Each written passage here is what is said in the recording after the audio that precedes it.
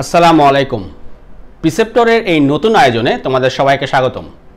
শিক্ষার্থীবৃন্দরা, গত ক্লাসে তোমরা পেয়েছিলে যে ঢাকা ইউনিভার্সিটির 2021 সেশনের ক ইউনিটের যে ভর্তি পরীক্ষা হয়েছে, সেই ভর্তি পরীক্ষার ইংরেজি যে 15টা প্রশ্ন আসে, সেই 15টি প্রশ্নের ব্যাখ্যা সহ সমাধান পেয়েছো। আজকে দেখো, আজকে হচ্ছে বি ইউনিট, খ ইউনিট অর্থাৎ আর্টসের যে ইউনিট, সেই ইউনিটের যে ইংরেজি 15টা প্রশ্ন, সেই 15টা প্রশ্নের ব্যাখ্যা সহ উত্তর বের করার চেষ্টা করি আমরা। চলো তাহলে শুরু করি ক্লাসটি।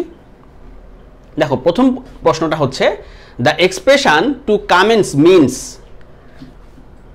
কামেন্স শব্দটার অর্থ হচ্ছে আরম্ভ করা বা শুরু করা। তা টু কামেন্স শুরু করা বা আরম্ভ করা। দেখো, টু ফোকাস কথাটার অর্থ হচ্ছে কেন্দ্রীভূত করা, ফোকাস এক বিন্দুতে কেন্দ্রীভূত করা। ডিফেন্ড রক্ষা করা, বাধা দেওয়া। ইনকর্পোরেট কথাটার অর্থ হচ্ছে একীভূত করা, একত্রিত করা। আর টু স্টার্ট শব্দটার অর্থ হচ্ছে শুরু করা।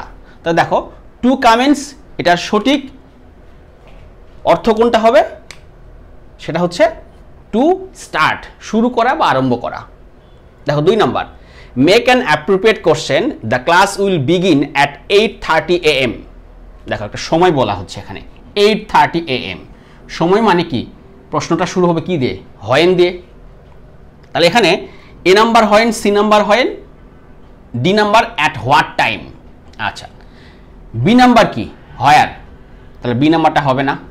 এখন দেখো, আসলে হোয়েন দিয়ে না, এটা শুরু হবে অ্যাট হোয়াট টাইম দিয়ে। কারণ দেখো, এখানে একটা এক্সাক্ট সময় বলা হচ্ছে, সেটা কি? 8:30 AM। তাহলে when will the class held, when the class will begin, আর at what time will the class begin. উত্তর ডি হবে, কারণ এক্সাক্ট সময়টা বলা হচ্ছে। আর এক্সাক্ট সময়টাকে নিয়ে প্রশ্ন করা হলে অ্যাট হোয়াট টাইম, উত্তর ডি। হোয়েন দ্বারা প্রশ্ন করলে এখানে উত্তরটা আসবে না, উত্তরটা আসবে হচ্ছে অ্যাট হোয়াট টাইম, কারণ একটা স্পেসিফিক একটা সময় বলা হচ্ছে 8:30 AM। আরেকটা বিষয় দেখো, এখানে এ এবং সি এর মধ্যে একটু ঝামেলাটা হচ্ছে when will the class held. When will the class held, এখানে কিন্তু ভার্ব হেল্ড আছে, কিন্তু এখানে ভার্ব কিন্তু বিগিন আছে। দেখো, এখানে কিন্তু ভার্ব বিগিন আছে, তার মানে কি? এটা ভুল। একটা দেখো, when the class will begin, এটা কিন্তু ইন্টারোগেটিভের গঠনেই পড়ে না। কারণ ইন্টারোগেটিভ সেন্সের গঠন কি? এই যে সাবজেক্টের পূর্বে আসবে হেল্পিং ভার্ব, পরে যাবে মূল ভার্ব। দেখো, দ্য ক্লাস এখানে সাবজেক্ট, পূর্বে হেল্পিং ভার্ব, পরে মূল ভার্ব। হ্যাঁ, এটা ইন্টারোগেটিভ সেন্টেন্সের গঠনে পড়ে, কিন্তু হেল্ড এখানে যুক্তিসঙ্গত ভার্ব নয়। সেন্টেন্সে ভার্ব ছিল বিগিন, এই সেন্টেন্সে বিগিন আছে, কিন্তু এই সেন্টেন্সটি ইন্টারোগেটিভ সেন্টেন্সের গঠন মেনটেন করে না। অতএব এই দুটা ভুল। আর হোয়ার দ্বারা তো প্রশ্ন করলে এখানে হবে না, কারণ এখানে সময় জানতে চাওয়া হচ্ছে, আর সঠিক সময়টা বা স্পেসিফিক নির্দিষ্ট একটা সময় বের করতে অ্যাট হোয়াট টাইম বসে। অতএব এই উত্তরটা কারেক্ট। আসো 3 number, choose the correct spelling from the following. দেখো, অ্যান্টিজেন, এই যে বর্তমান সময়ে এই করোনার প্যান্ডেমিক সিচুয়েশনে এই অ্যান্টিজেন শব্দটা বহুল ব্যবহৃত। এখানে উত্তরটা হচ্ছে সি। এই অ্যান্টিজেন শব্দের অর্থ হচ্ছে অনুকাঠামো, আর সেই অ্যান্টিজেনের বানান হচ্ছে ANTIGEN। এইটা তিনটেই সঠিক বানান নয়, সঠিক বানান সি। দেখো, ফার্স্ট পাওয়ার বই থেকে আসছে, the peace movement tends to oppose the dash of dangerous technologies and weapon of mass destruction. Mass destruction আমরা কথা অর্থ জানি যে ব্যাপক ধ্বংস, মানুষের ব্যাপক হারে ধ্বংস, বিনাশ। তাহলে ডেঞ্জারাস টেকনোলজিস অ্যান্ড উইপেন্স, জীবন নাশকারী যে প্রযুক্তি বা অস্ত্র, জীবন বিনাশকারী, মানুষকে মেরে ফেলার যে প্রযুক্তি বা অস্ত্র, এই অস্ত্রের ব্যবহারটা কি করা হচ্ছে বর্তমান সময়ে? উৎসাহিত করা হচ্ছে নাকি উৎসাহিত করা হচ্ছে? The peace movement tends to oppose, দেখো বিরোধিতা করতেছে, peace movement tends to oppose, বিরোধিতা করতেছে the dash of dangerous technologies and weapons of mass destruction. মানুষের ব্যাপক ক্ষতি হয় এইরকম প্রযুক্তি এবং যন্ত্রপাতির ব্যবহারগুলো পিস মুভমেন্ট কি করতেছে? বিরোধিতা করতেছে, যেন এই যন্ত্রপাতির ব্যাপক বিস্তার না হয়, ব্যাপক ব্যবহার না হয়। আসো শব্দগুলো, এক্সটারমিনেশন মানে ধ্বংস, দেখো এক্সটারমিনেশন অফ ডেঞ্জারাস টেকনোলজিস, ধ্বংস বিপজ্জনক প্রযুক্তি অর্থ হয় না। স্মাগলিং, স্মাগলিং শব্দটা অর্থ হচ্ছে চোরাচালান, এটা হবে না, কারণ চোরাচালান এখানে বসালে অর্থ হয় না। মিনিমাইজেশন কথাটা অর্থ হচ্ছে হ্রাস পাওয়া, কমে যাওয়া, কমে যাওয়া।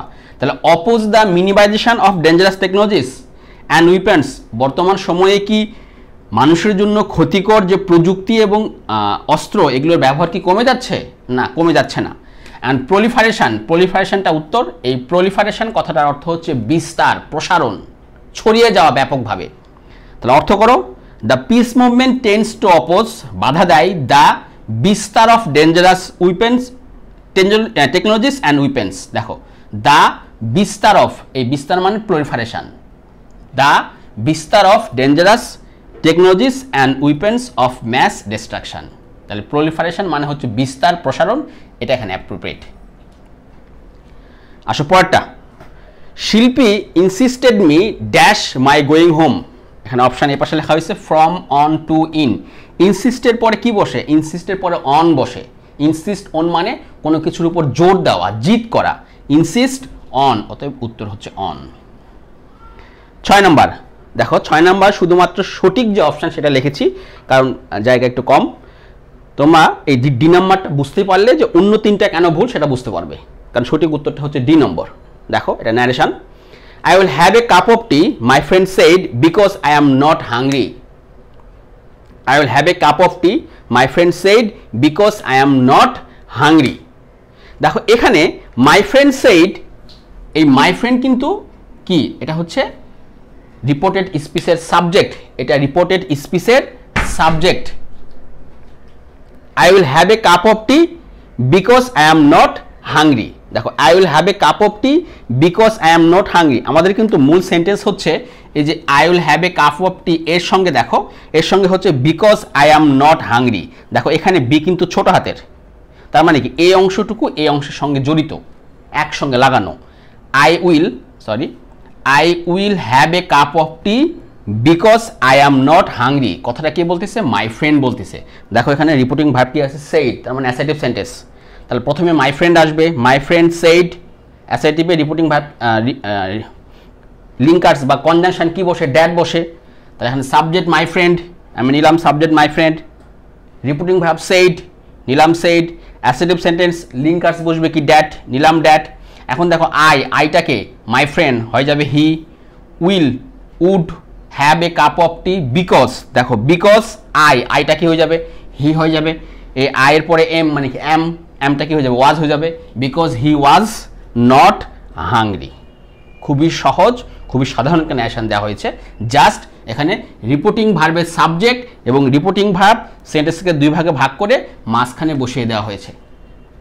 ভয় পাওয়ার কিছু নাই, জাস্ট তোমরা রিপোর্টিং ভার্বের সাবজেক্টটাকে প্রথমে নিয়ে আসো, স্পিকার যে কথা বলছে তাকে প্রথমে নিয়ে আসো, এরপর রিপোর্টিং ভার্ব বসাও, এরপর একটা লিঙ্কার্স বসাও, এরপর এইটুকু অংশের সেন্টেন্স চেঞ্জ করো, পরে এইটুকু অংশের সেন্টেন্স চেঞ্জ করো। এই যে আয়ের জায়গায় জাস্ট এখানে চেঞ্জ কি? আয়ের জায়গায় হি, উইলের জায়গায় উড। এই যে আয়ের জায়গায় হি, উইলের জায়গায় উড, বাকি অংশ ঠিক থাকবে। বিকজ এখানে আয়ের জায়গায় হি আর এমের জায়গায় ওয়াজ। জাস্ট পার্সন এবং টেন্স চেঞ্জ, আর কোনো ঝামেলা নেই এখানে। পার্সন চেঞ্জ করো, টেন্স চেঞ্জ করো। আমার মনে হয় 6 নম্বর উত্তরটা পেয়েছো। তাহলে প্রথম 6টা প্রশ্ন শেষ, আমরা পরবর্তীগুলো দেখি। দেখো পরবর্তী প্রশ্নগুলো অর্থাৎ 7 থেকে 12 নম্বর পর্যন্ত। 7 নম্বর প্রশ্নে কি আছে এখানে দেখো, his friends accused him of spelling the beans. এখানে একটা ফ্রেজ দেওয়া আছে যে স্পেলিং দ্য বিনস, এবং এই ফ্রেজের অর্থ জানতে চাওয়া হয়েছে। স্পেলিং দ্য বিনস হচ্ছে কারো গোপন তথ্য ফাঁস করে দেওয়া, গোপন সিক্রেটটা রিভিল করা। দেখো cooking beans, buying coins, revealing secrets, গোপন কথা, গোপন তথ্য ফাঁস করে দেওয়া। তাহলে উত্তর এইটা। It has made it possible for people all over the planet to reach out and touch someone. তোমাদের ফার্স্ট পার বইয়ের প্যাসেজ, তোমাদের যে প্রযুক্তিগত যে বিভিন্ন বিষয়ের যে প্যাসেজটা আছে, টেকনোলজিস, সেই প্যাসেজ থেকে এটা আসছে। দেখো এখানে এই যে it has made it possible for people, মানুষের পক্ষে সম্ভব হয়েছে, অল ওভার দ্য প্ল্যানেট, এই পৃথিবীর অর্থাৎ এই গ্রহের মানে এই পৃথিবীর, যেহেতু আমরা পৃথিবীতে বসবাস করি, to reach out and touch someone, একজন একজনের কাছে পৌঁছতে পারতেছে এবং তাকে একজন একজনকে টাচ করতে পারতেছে। এটা সম্ভব হয়েছে কার জন্য? এই ইটটা কাকে মিন করতেছে? দেখো WWW, ওয়ার্ল্ড ওয়াইড ওয়েব। তোমরা WWW অর্থ জানো, ওয়ার্ল্ড ওয়াইড ওয়েব, এটার কারণে এটা সম্ভব হয়েছে। উত্তর B. Poetry in every language celebrates and truth, এটাও ফার্স্ট বার বইয়ের প্যাসেজ। দেখো poetry in every language celebrates and truth so does art, first বার বইয়ে এই লাইনটা হুবহুব দেওয়া আছে, তোমরা বই দেখে মিলাই নিও। সো ডাজ আর্ট, উত্তর এইটা। A mechanical organisation should not be related, অর্থাৎ মেকানিক্যাল অর্গানাইজেশনের সঙ্গে সম্পর্কযুক্ত নয় কোনটা? ওয়ার্কশপ, এটা মেকানিক্যাল অর্গানাইজেশন, অর্থাৎ এটা উত্তর হবে না। ওয়্যারহাউস মানে কি? গুদাম, যেখানে বিভিন্ন মালামাল রাখা হয়, এটাও একটা মেকানিক্যাল অর্গানাইজেশন, এটা উত্তর হবে না। বুচার শপ, যেখানে মাংস কাটা হয়, কসাইখানা, এটাও মেকানিক্যাল অর্গানাইজেশন। কিন্তু ইউনিভার্সিটি, দেখো ইউনিভার্সিটি কিন্তু কোনো মেকানিক্যাল অর্গানাইজেশন নয়, অর্থাৎ উত্তর হচ্ছে এইটা। আশা করি বুঝতে পারতেছো। আসলে 11 নম্বর, আবার একটা phrase, the idiom which is not related to the concept A positive attitude. দেখো পজিটিভ অ্যাটিটিউড অপশানে কি দেওয়া আছে? হুইচ ইজ নট রিলেটেড, সম্পর্কযুক্ত নয়। সাওয়ার গ্রাপস, আমরা এই ধূর্ত শিয়ালের আঙ্গুর খাওয়ার যে গল্পটা, সেটা আমরা সবাই জানি, যে সে আঙ্গুরগুলো খেতে পারেনি বিধায় সে কি বলছে? সাওয়ার গ্রাপস, আঙ্গুর ফলগুলো টক। এটা কি পজিটিভ অ্যাটিটিউড? না, এটা পজিটিভ অ্যাটিটিউড নয়। Is not related, positive attitude, অতএব উত্তর হচ্ছে এইটা। কারণ দেখো বাদবাকি তিনটাই হচ্ছে positive attitude. The get up and go মানে কি? The quality of energetic, enthusiastic, determined. তাহলে একজন ব্যক্তি ইনথোজিয়াস্টিক হবে, ডিটারমাইন্ড হবে, এটা অবশ্যই positive. Shot in the arm, এটা অর্থ হচ্ছে প্রোভাইডিং পজিটিভ অ্যাসপেক্ট বা কোয়ালিটি। রোজ টিন্টেড গ্লাসেস, এটা পজিটিভ ভিউ, এটার অর্থ হচ্ছে পজিটিভ ভিউ। তা দেখো এইটা এই তিনটা BCD তিনটাই হচ্ছে পজিটিভ অ্যাটিটিউড, কিন্তু সাওয়ার গ্রাপস, আঙ্গুর ফলগুলো টক, এটা তার পজিটিভ অ্যাটিটিউড ছিল না, অতএব এইটা is not related to A positive attitude.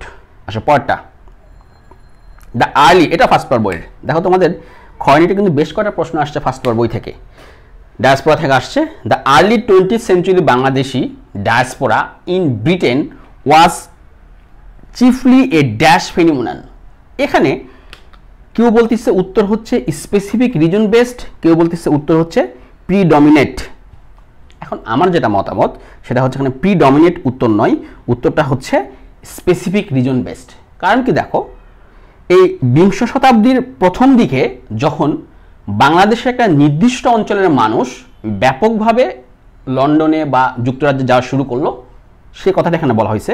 The early 20th century, 20 শতাব্দীর শুরুর দিকে বাংলাদেশি ডায়াসপোরা ইন ব্রিটেনে Bangladeshi diaspora was chiefly a dash phenomenon. এখন বাংলাদেশের কি প্রত্যেকটা জেলা থেকে বা প্রত্যেকটা অঞ্চল থেকে মানুষ লন্ডনে যেত, যুক্তরাজ্যে যেত না, একটা নির্দিষ্ট এলাকার মানুষ বেশি যেত, আর সেটা কি? সিলেট। তা দেখো স্পেসিফিক রিজন বেসড, নির্দিষ্ট এলাকা ভিত্তিক মানুষ, একটা নির্দিষ্ট এলাকার মানুষ বেশি যেত। আমার মতে উত্তরটা বি, কারণ প্রিডমিনেট কথাটার অর্থ হচ্ছে তীব্র, প্রবল। এখন বিষয়টা হচ্ছে 20 শতাব্দীর দিকে শুরুর দিকে বাংলাদেশের অনেক মানুষই লন্ডনে যেত কাজের সন্ধানে, এই কথাটা তীব্র বা প্রবল কথাটা যুক্তিসঙ্গত, কিন্তু স্পেসিফিক রিজন বেসড, নির্দিষ্ট বাংলাদেশের একটা অঞ্চলের মানুষ যেত, এই কথাটা বেশি যুক্তিসঙ্গত। অতএব এখানে উত্তরটা হচ্ছে বি নম্বর। তাহলে আমাদের 12 পর্যন্ত শেষ, বাকি থাকলে হচ্ছে 13, 14, 15। চলো আমরা পরবর্তী 3টা প্রশ্ন দেখি। পরের 3টা প্রশ্ন 13, 14 এবং 15। 13 নম্বরটা একটা ভয়েস চেঞ্জ, আমরা 13 নম্বরটা পরে আসি, 14 এবং 15টা করে ফেলি আগে, এরপরে চেঞ্জে আসি। দেখো 14 নম্বর, dash is not a synonym of the word snarl. Snarl শব্দটার অর্থ হচ্ছে জট, বাধা, প্রতিবন্ধকতা। জট, বাধা বা প্রতিবন্ধকতা। কনফিউশন, এটা মানে কি? বিশৃঙ্খলা বা জট। ইন্ট্রিকেসি, এটার মানে হচ্ছে প্রতিবন্ধকতা বা জট।